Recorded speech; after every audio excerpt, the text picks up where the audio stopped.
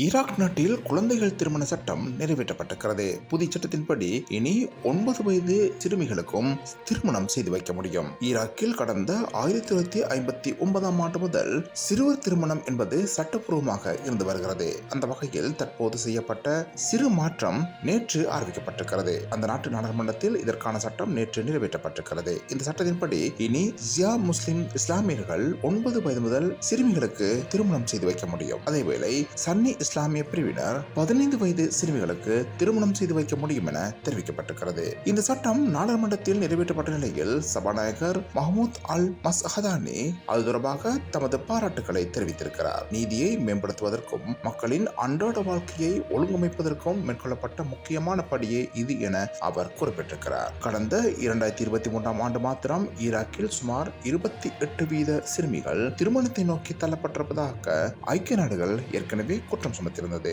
அந்த நாட்டின் சிறுவர் திருமணம் என்பது தொடர்ந்தும் சிக்கலான ஒன்றாகவே கருதப்பட்டு வந்த நிலையில் நேற்று இந்த சட்டம் நிறைவேற்றப்பட்டிருக்கிறது.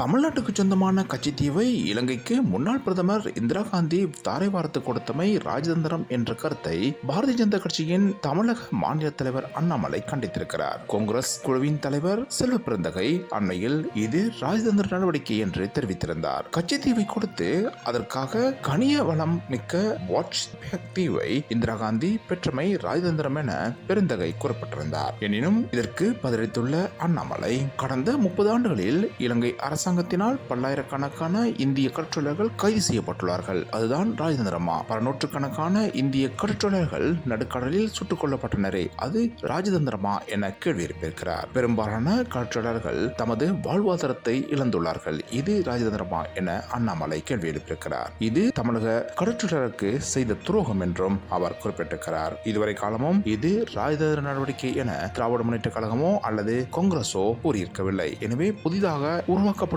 இந்த கருத்து நிச்சயமாக துரோகத்தனமான செயல் என்றும் அண்ணாமலை குறிப்பிட்டிருக்கிறார்.